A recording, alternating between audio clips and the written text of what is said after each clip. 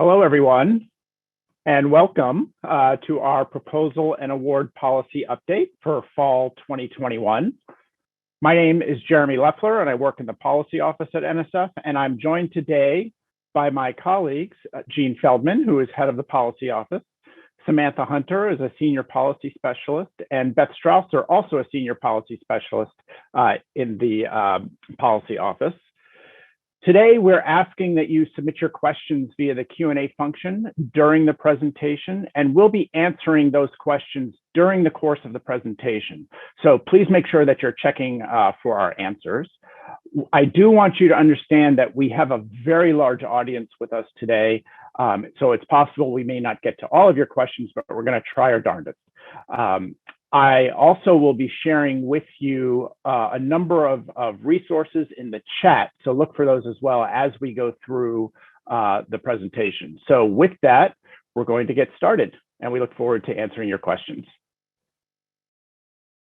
Well, hello, everyone. It's a pleasure to once again provide the NSF proposal and award policy update. Next slide, please. My name's Gene Feldman. I am head of the policy office in the Division of Institution and Award Support in the Office of Budget, Finance, and Award Management. I am currently on detail to NSF's Office of the Director, working with Rebecca Kaiser, NSF's Chief of Research Security, Strategy, and Policy. I will return to the policy office in October, just in time to work on the 2023 draft version of the PAP guide that should go into the Federal Register in the December timeframe. Next slide, please. Well, what are we going to discuss today? Well, we're going to discuss the topic that we always go through, and that's the Proposal and Award Policies and Procedures Guide. And I'm going to cover what are some of the significant changes, as well as some very important clarifications that we have made to the PAP guide this year. I'm going to provide a brief update on Research.gov, as well as some important reminders on natural disasters, things that unfortunately we are experiencing quite frequently.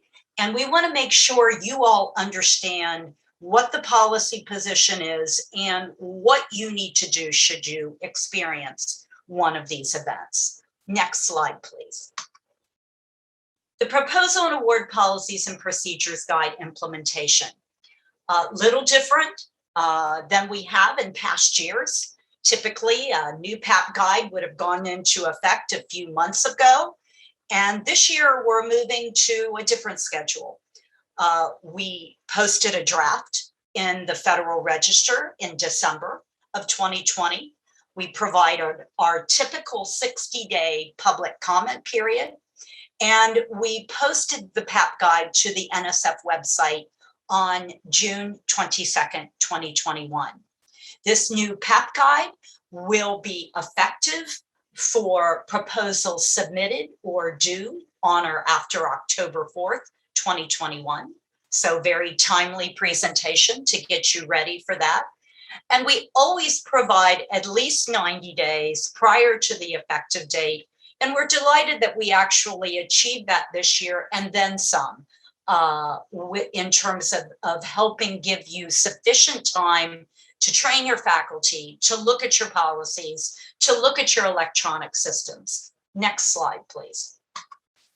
Let's go through what some of those significant changes are.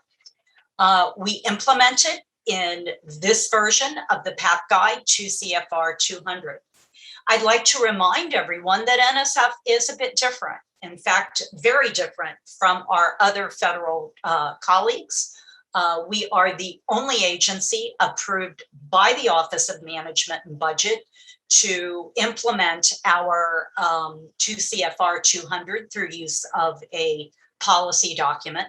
But NSF actually does it in two ways. Not only do we implement it in the PAP guide, but we also implement it in our award terms and conditions. And when 2 CFR 200 was released in August with an implementation date required by OMB in November, We obviously were not able to achieve a PAP guide change in that amount of time because we do go through that public comment process.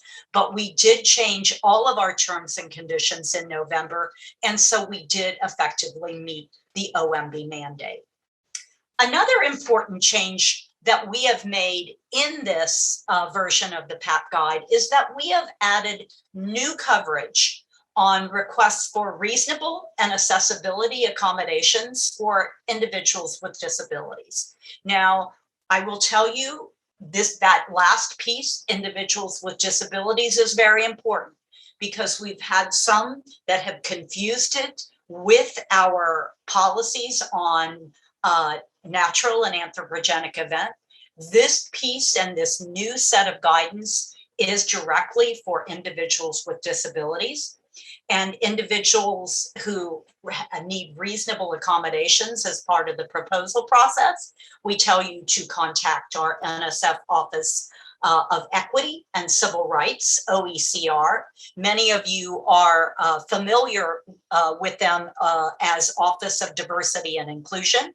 They recently have changed their name to Office of Equity and Civil Rights. But you contact that office at least 30 days prior to the proposal deadline date. For individuals who need accessibility accommodations, and these are different. These are issues with accessing the NSF proposal submission and award management systems, our websites, and other digital content. There is another office to contact, and that is our NSF Section 508 compliance officer, and that also has to be done at least 30 days prior to the proposal deadline date. We've also added more contextual language for the proposal sections.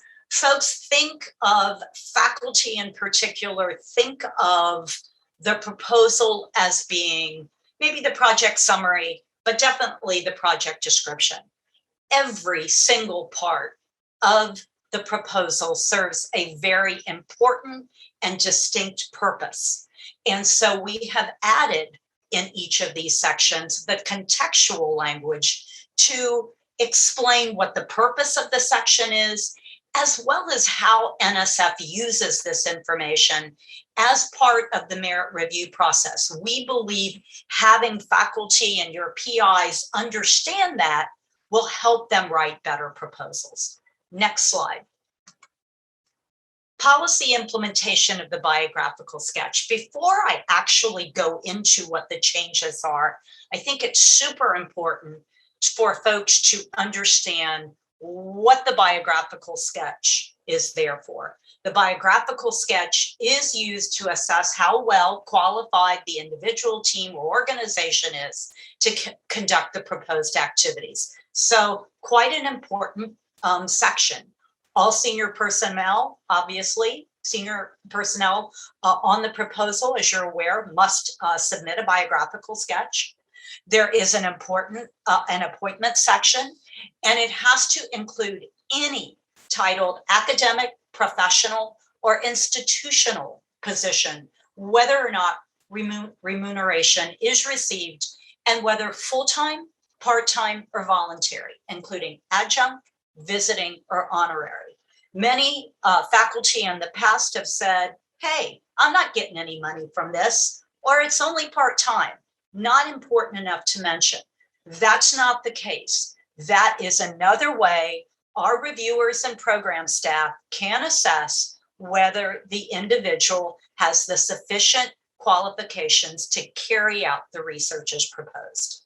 Obviously, we ask for synergistic activities. We remind you that they must be specific and may not include multiple examples to describe a single activity.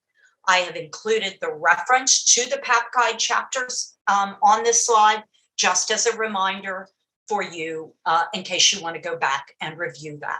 Next slide, please. Okay, now I'm going to talk about what some of the significant changes and clarifications are to the biographical sketch that we have made for this version of the PAP guide.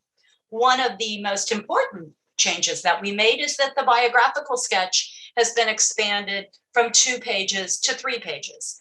And we heard during the comment period from the community that frankly, faculty were complaining that given the information that we are requiring, 2 pages was simply not sufficient to include all the requisite information. We also received the same comment from our Office of the Inspector General. And so we have expanded it to 3 pages. Other biographical sketch clarifications include changing the appointment language regarding professional appointments. And what we have done in this section is that we have modified the language to indicate that senior personnel, and this is specifically related to professional appointments, that senior personnel must identify all current, domestic, and foreign professional appointments outside of the individual's academic, professional, or institutional appointments at the proposing organization. Another important clarification is that we finally have addressed the issue of etal.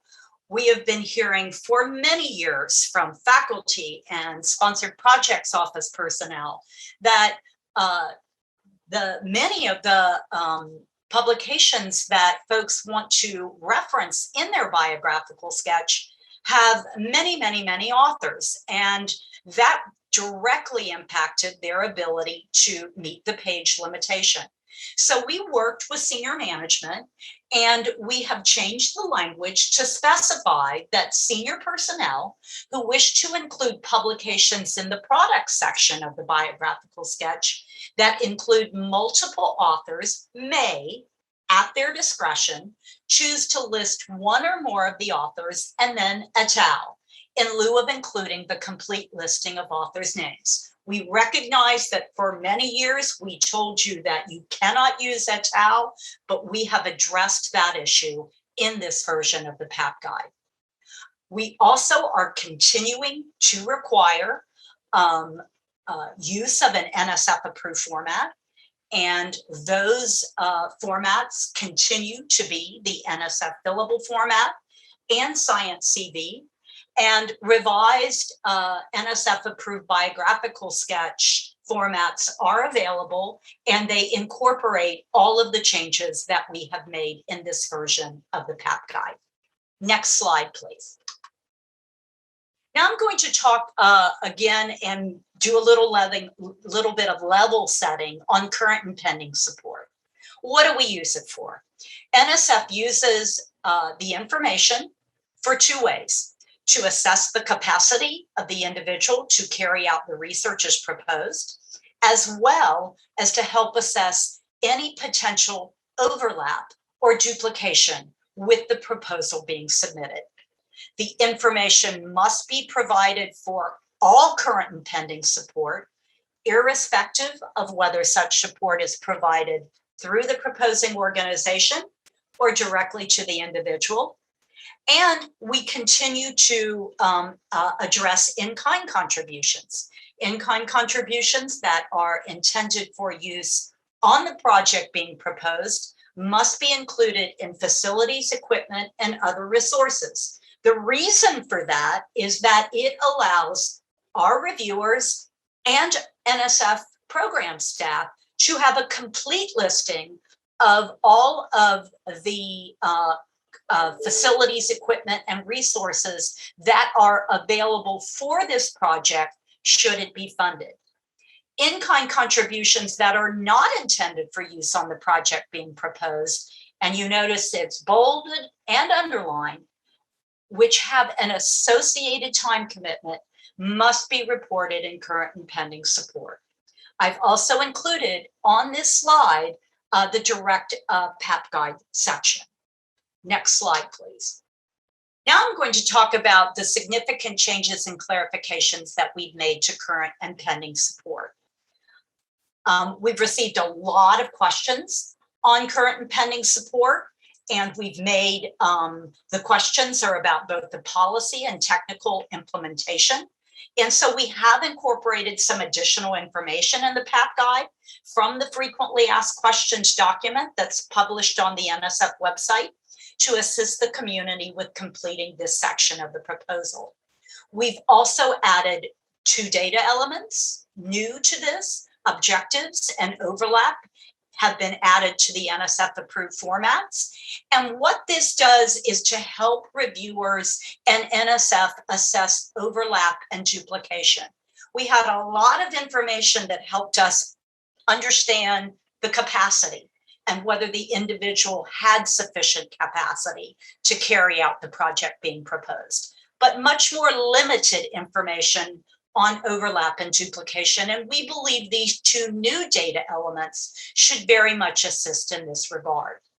We've also developed a new table entitled NSF pre-award and post-award disclosures relating to the biographical sketch and current and pending support. Going to talk about that table in a moment, and I'm very excited about how helpful we believe that this new table will be. NSF is now removing blank pages from current and pending support documents. With this PAP guide implementation, we have heard from many of you how irritating it was to your faculty because it expanded the length of the current and pending support section, in some cases to hundreds of pages. So I'm going to talk about that in a moment, about how we're going to implement that. And again, we will have the revised NSF approved formats are available for current and pending support in both the fillable format and in Science CV. Next slide, please. Now I'm going to talk about the table that I briefly just mentioned. It is a new table that we've developed called NSF pre-award and post-award disclosures relating to the biographical sketch and current and pending support. It is dated September 1st, 2021.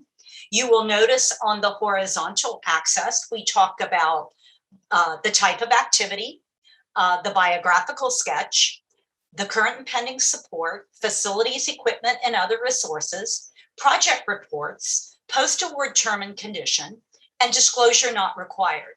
And this table lays out precisely the type of activity on the vertical axis, where you will place it in the proposal or in a post-award requirement responsibility.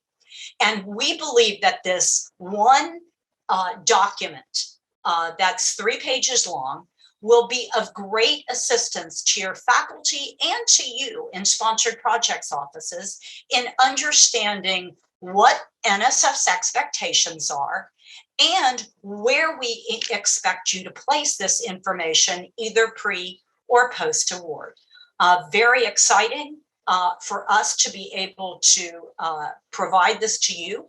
And also, I would like to just emphasize that this is based on comments that we have received from you, from the community. That's why it's 3 pages long, because we continued to receive questions on, well, what do I do about X? Do I report this? Do I report that? Do I not have to disclose that? And we want you to continue to use this. And if something is not on here, we are strongly encouraging you to share that with us. Policy@nsf.gov, so that we can continue to make sure that this particular table is as useful and as comprehensive as possible. Next slide, please. Now I'm going to talk about what we're calling the blank page trimming functionality that I just mentioned on the current and pending support document. This relates directly only to, again, and I'm going to emphasize this a few times, only to the NSF fillable format. Effective August 30th, the trimming functionality was incorporated into both Fastlane and grants.gov, and it automatically removes any blank pages from the NSF approved format. The trimming functionality will be integrated in Research.gov on October 4th for proposals submitted in Research.gov and project reports submitted in the Research.gov project reporting system. The functionality, as I mentioned, only applies to the NSF approved current and pending support fillable PDF. It doesn't apply to any other uploaded PDFs. Current and pending support PDFs generated in Science CV did not have this issue ever. So it was not an issue with your Science CV submissions. The PDF page numbers will not be updated, however, during this trimming process in the paginated current and pending support fillable PDF document. So what that means is it's possible for the trim PDF to have skipped page numbers corresponding to the pages that we've removed. We thought about this seriously, but we thought removing these blank pages was more important than having a few page numbers skipped, which will be obvious to the reviewer anyway. So we hope you're as excited about this change as we are. Next slide, please. I'm going to do a little bit of a reminder here on some things that we implemented in this past October, because we continue to get some questions and we want to make sure that you have and are aware of precisely what we have done and what NSF's expectations are. If an organization discovers that a PI or co-PI on an active NSF award failed to disclose current support or in-kind contribution information as part of the proposal submission process, effective October 5th, 2020, the AOR has to submit this information to NSF. And it has 30 days of when you became aware of the failure to disclose to provide this information. How did we establish this requirement? We added a new term and condition entitled Post-Award Disclosure of Current Support and In-Kind Contribution Information. And again, this has been in effect since October 5th, 2020. After receiving this information, NSF has established a very, very well-established process that we have been using. And if necessary, we may consult with the AOR or designee, if it's necessary, to determine the impact of the new information on the NSF-funded grant and, where necessary, to take appropriate action. What kinds of questions are we thinking about or asking once we get one of these is, based on this new information, does the individual have the capacity to continue to carry out the project as proposed? And is there any overlap or duplication with the newly funded NSF project? So very important information to relay and remind you of. Next slide, please. This information is identified in the term and condition itself. It describes precisely what you have to provide to us: PI or co-PI name, title, award number, source of support, primary place of performance, project start and end date, the total award amount, brief description of the major goals of the project, description of any overlap or duplication, impact of the ability of the PI or co-PI to carry out the award, and the person months or partial person months per year committed to the project for this newly disclosed project. This information, again, is vital to NSF in assessing any next steps that we need to do, or anything that needs to be done as a result of this new information. Next slide, please. As part of our comment process, we actually worked with the Federal Demonstration Partnership on development of this term and condition. And it was made very clear to us that the kinds of information that would be available for in-kind contributions is going to be very different than that for a project or a proposal or an award. And so we have streamlined this information and identified a different set of information that must be provided for in-kind contributions. PI, co-PI name, source of support, primary place of performance, a summary of the in-kind contributions, a description of any overlap or duplication of the project with the NSF award, impact of the ability of the PI or co-PI to carry out the NSF award, and then again, the person months as well committed to the project. And I think that this process that we've developed, the term and condition, has worked very well. We, again, as I've already mentioned, established internal guidance for NSF program officers who are the first ones to look at this and review this prior to sending it further through the process. Next slide, please. Now I'd like to talk about some changes that we also made in the past October to our annual and final project report templates. We have added 2 new pieces of information that I'd like to go over. Now, I'd also like to emphasize that our annual and final project reports is not an NSF only format.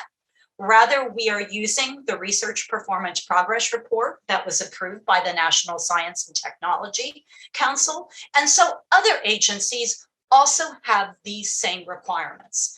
There may be some specific instructions that help clarify for a particular agency what it is that we intend. And that's what I'd like to go over now, because we have made some changes that I think will be very important to you. We tell that PIs and co-PIs have to indicate the percentage of the awards budget that was spent in a foreign country. We received a lot of questions. How do we do this calculation of the percentage of the awards budget? What do you want included in there? And so we recently implemented, at the end of August, new NSF specific instructions that directs awardees when developing the award budget percentage to only include 2 categories: consultant arrangements with foreign individuals and first-tier subawards to foreign organizations. No other budget category should be included. I should also note that when you are submitting a proposal and you have and want to include a foreign subaward or a consultant arrangement with a foreign individual, those are precisely the same categories. So we will be able to follow this from submission of the proposal through the project reporting process. PIs and co-PIs also must notify NSF when active other support has changed since the award was made or since the most recent annual report. You will, or your faculty will continue to have to use an NSF approved format for current and pending support to notify NSF in their annual and final reports. Next slide, please. This just demonstrates for you, I'm a very visual learner, many of you are also, what exactly it looks like in the project reporting system. And the box highlighted in red indicates and asks the faculty, has there been a change to the active other support since the last reporting period? If the individual selects yes, you're going to be required to upload your most up-to-date current and pending support document. And again, it will have to be in an NSF approved format or the system will not let you submit it. Next slide, please. We do have some NSF specific help tabs. It states for NSF specific purposes. In the year 1 annual report, has there been a change in current other support since the award was made? For subsequent annual reports, has there been a change in current other support since the last reporting period? And we found that this has actually helped faculty understand where in the process they are and when and how this information should be provided. Next slide, please. There are some other significant PAP guide changes that I think would be very useful you to be aware of. The first is that we have added a new type of proposal, a planning proposal. This is a type of proposal used to support initial conceptualization, planning, and collaboration activities that aim to formulate new and sound plans for large-scale projects and emerging research areas for future submission to an NSF program. Like a number of our other types of proposals, the PI must contact the appropriate NSF PO prior to submission. They will give you an email that your faculty will have to upload when they're preparing this planning proposal. Requests may be up to $100,000 per year for up to 2 years. And unlike many of our others, since this is a new proposal type, we are only developing it in Research.gov. So beginning October 4th, the proposal has to be, a planning proposal would have to be submitted in Research.gov. We have also added a new certification requirement for travel proposals. Now, as you'll recall, we have added in past PAP guides language regarding regarding our expectations on conference proposals. And we indicate that it's our expectation that you have a code of conduct or a policy for sexual harassment, other forms of harassment, or sexual assault, and it establishes other expectations as well. We have decided that it's so important to us that we want to ensure that any travel that we support to a conference is to a conference that has that same requirement in place, meaning it already has a policy or code of conduct regarding sexual harassment, other forms of harassment, or sexual assault.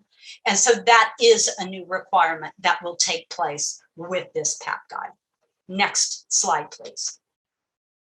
We are adding a new type of supplemental funding requests, career life balance supplements, and we're adding it as a new proposal type.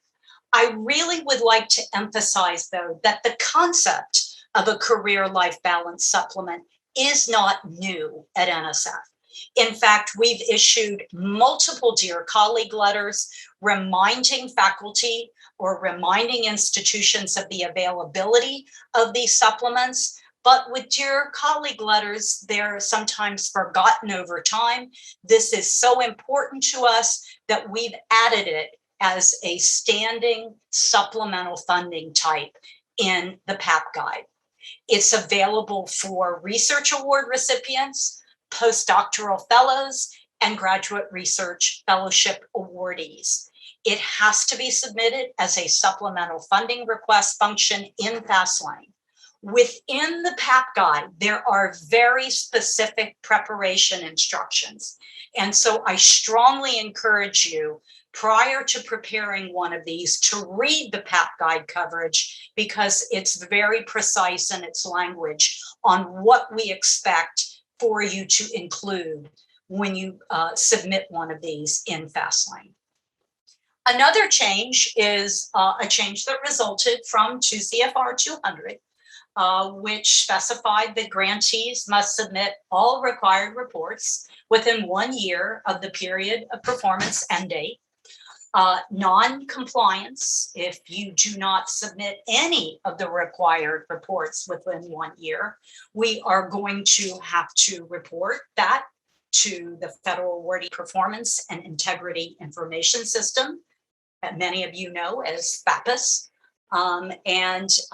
This is something that did have a great deal of discussion when 2 CFR was being revised. And the expectation was that these reports are so indeed important to the federal agencies that reporting in PAPPC was indeed a necessary step. We also, in the PAP Guide, have increased greatly the visibility of Research.gov. Terminology and links in various sections have been added to align with NSF's goals, and I'm going to talk about that in a bit more. Next slide, please. So now that's the perfect timing to talk more about proposal submission modernization. We include this in every update session that we provide. What is so exciting about what's in this part of the presentation, though, is how much has changed and how much has been added to Research.gov, and I'm about to walk through that now. We put out an important notice, number 147, at the end of September in 2020, which talked about the proactive steps that NSF is taking to incrementally move preparation and submission of all proposals from FastLane to Research.gov.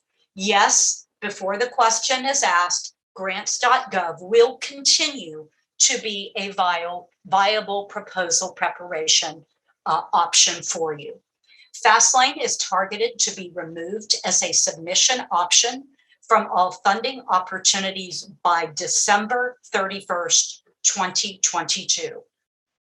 When I gave a speech recently, I provided the numbers that we were seeing in terms of usage of Research.gov to prepare proposals. And while those numbers have continued to rise, they are not where they need to be, folks. And so we are using this part of the presentation to strongly encourage you, to encourage your faculty to begin using Research.gov to submit those proposals. We also want to remind you that program descriptions are supported in Research.gov, and the funding opportunities themselves will clearly specify whether submission via Research.gov is required or available for your use. Next slide, please.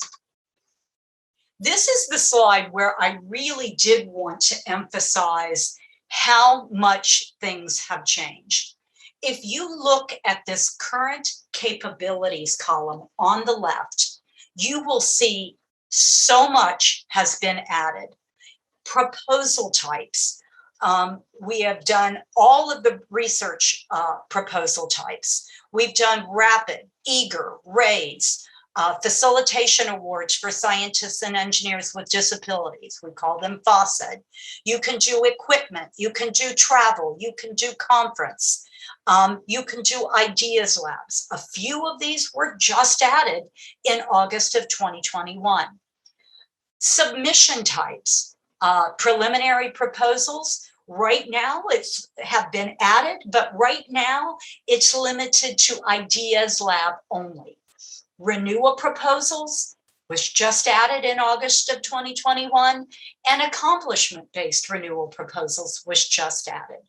We've also just added in March of 2021 the ability to withdraw both single and separately submitted collaborative proposals, and we continue to focus on adding new training vehicles. The demo site that came out in October of 2020, topic-specific how-to guides, proposal preparation demo videos. All of these are to help you and your faculty get ready for this transition, which is coming. In the middle column, we talk about what's coming next.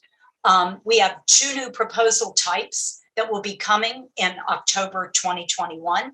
I've already talked about planning proposals, but we will have the grant opportunities for academic liaison with industry. Those we call goalie proposals. Those also will be available in October. Submission types. You will be able to submit letters of intent beginning in October.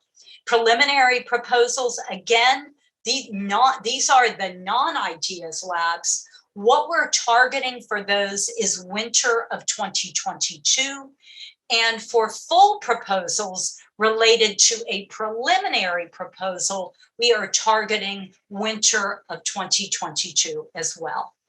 Solicitation specific requirements, many of you who deal with our Education and Human Resource Directorate know that they have a project data form that must be submitted. We are targeting winter of 2022 for that, and additional training options also we continue in the future to provide as well. Future capabilities, SBIR, STTR, centers, research infrastructures, fellowships. We do not have specific dates for those at this time. Solicitation specific requirement, additional specified forms or documents, and approved deviations from the PAP guide. In particular, project descriptions exceeding 15 pages. That is the most specific deviation from the PAP guide that we see in solicitations, and that's a future capability we're working to achieve as well. And then finally, post-award actions, supplemental funding requests, including career life balance supplemental funding requests. Right now, as I mentioned in a prior slide, your CLB have to be done in FastLane. All supplemental funding requests currently have to be done in FastLane, but we are working toward making that functionality available in the future. Next slide, please.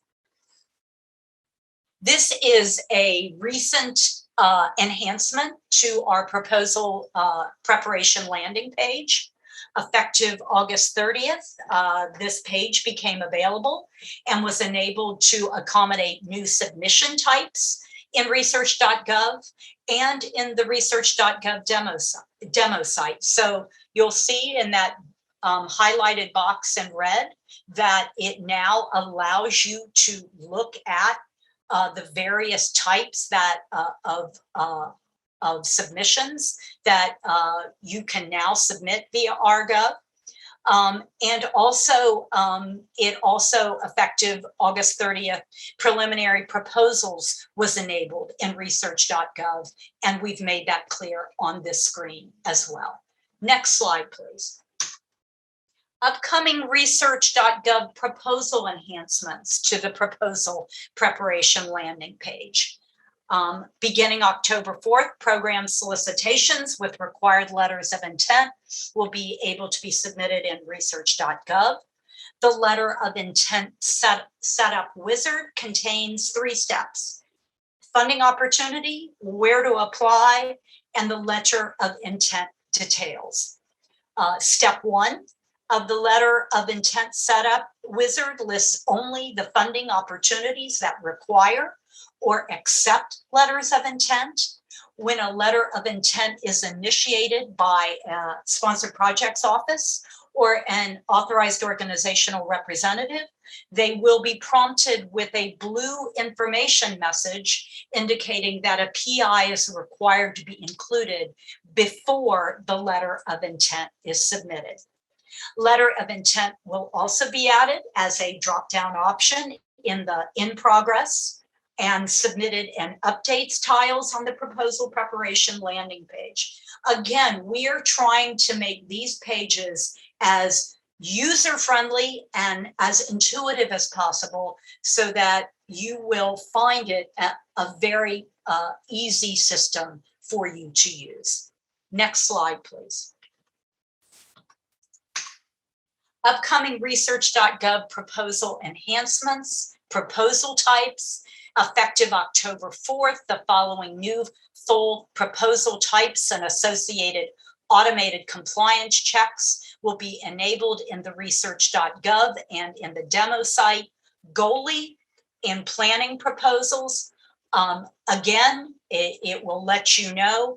And again, the important part is that the associated compliance checks will also be there. There are limitations in terms of the amounts of money for planning proposals as well as duration, and it will check for those. And if you exceed those, it will not allow the proposals to be submitted. We also will have a note on the bottom about the CLB supplemental funding request has been added. And we just really, again, want to emphasize how we are trying to make these screens in Research.gov as useful and easy to use as possible. Next slide. We always want to emphasize our demo site because it can be used to really explore the preparation of proposals and to check the compliance of uploaded proposal documents. In the system, all demo site users are automatically given the PI role for demo site purposes in order to perform the actual proposal preparation functions that a PI can do in the actual system. Obviously, you will not be able to submit. The proposal submission capability has been disabled. There is also demo site FAQs on the research.gov about proposal preparation page for information on demo site access and features. Next slide, please. I'm not going to go into all of these, but I just want to emphasize that we continue to develop resources for the research community on RGov because, again, we are moving towards a situation where we're seeing dates now, folks, when FastLane will no longer be available for use as a proposal submission vehicle. So the more information, the more resources we can provide, we hope will push you to begin using Research.gov now. Next slide. This is a slide that we wish we didn't have to have, but given the number of natural disasters we see, we felt it important to remind you what our policy is regarding natural disasters.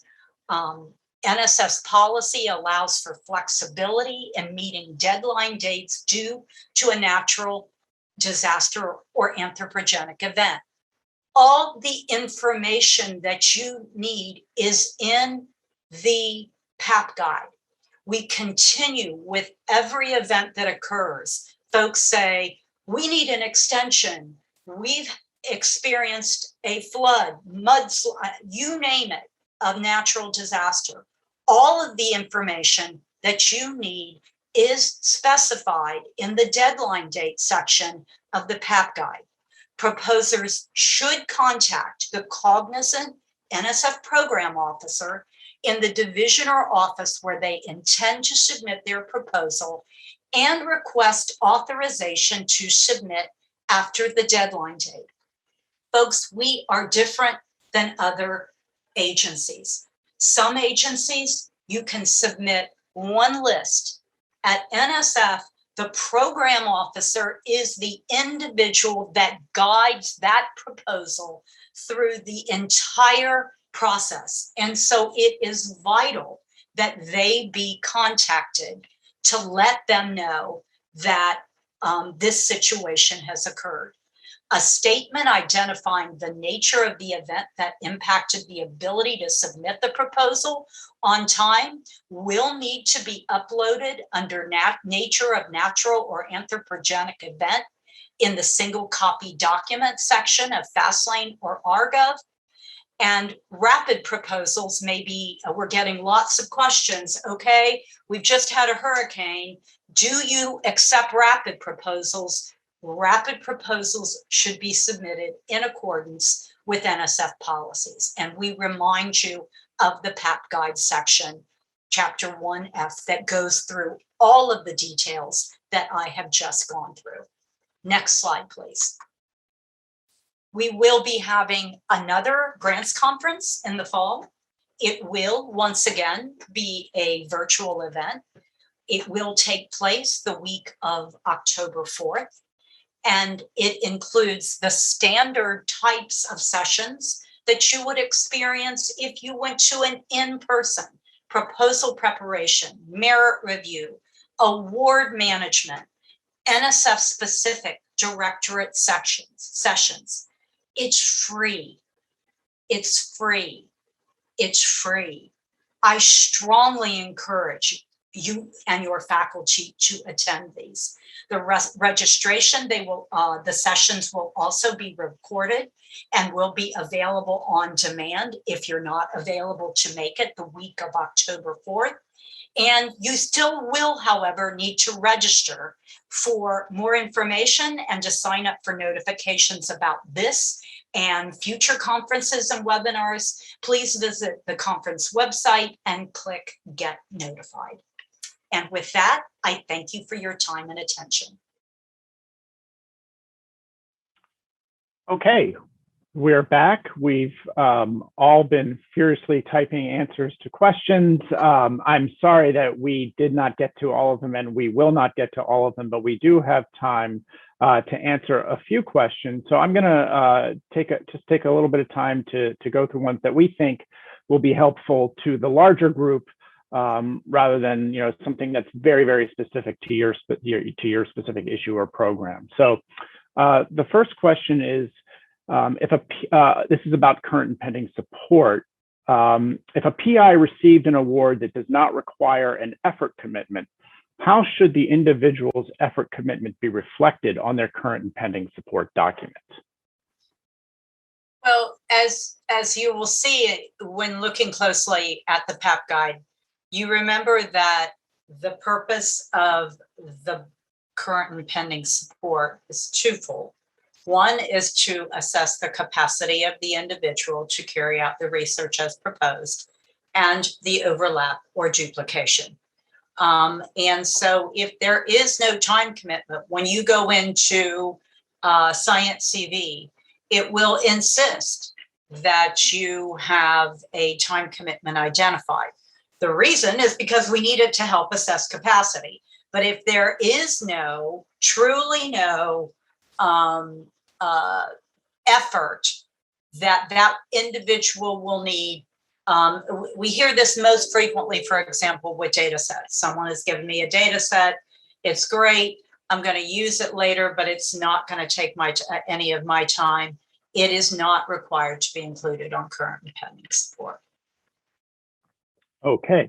The next question is about the post-award disclosure form that you talked about. And is the post-award disclosure only for information that was missed at time of submission, or also for new information, new awards that weren't in the pipeline at the time of proposal or pending projects that were awarded?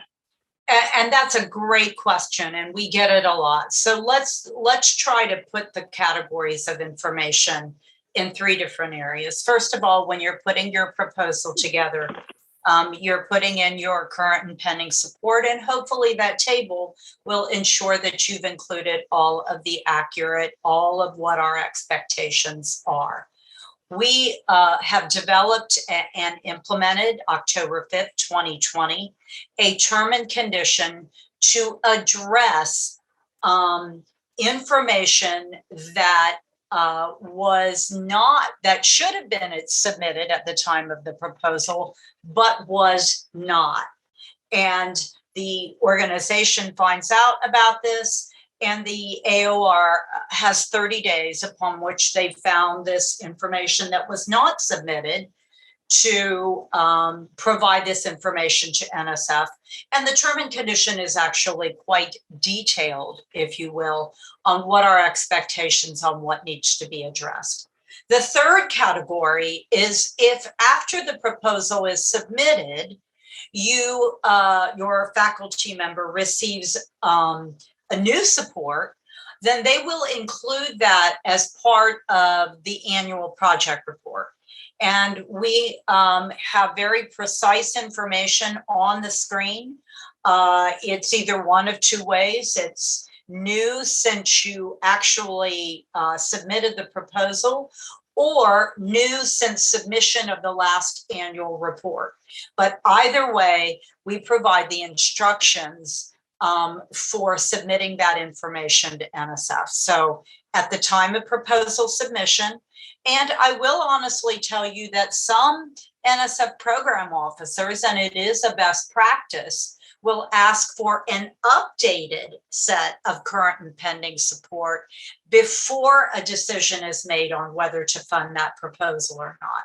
So you have the submission of the proposal and that pre-information. You have information that should have been submitted that wasn't, and new support after the proposal was submitted that you include in your annual and final project reports. So great question, and we get it quite frequently. Okay, another question related to the post-award disclosure table. Do we need to include a bio sketch for a graduate research assistant in the proposal? Okay, so the current and pending support is required for any individual identified as senior personnel. So the PI, co-PI, faculty researcher, on occasion, a postdoc will be required to, because they are identified as senior personnel. But except in the incredibly rare situation where a graduate student would be required, would be identified as senior personnel, no, they are not required to provide current and pending support information to NSF. Okay, another current and pending question. Can you clarify what the year time frame is for effort on current and pending? Is it 12 months from the start date of the proposal? Is it the calendar year? Or is it based on the university's fiscal year or the government's fiscal year? Can you clarify that, please? We want you, it is, well, actually, we couldn't establish it because the bottom line is you're going to be doing it based on when the actual activity is occurring.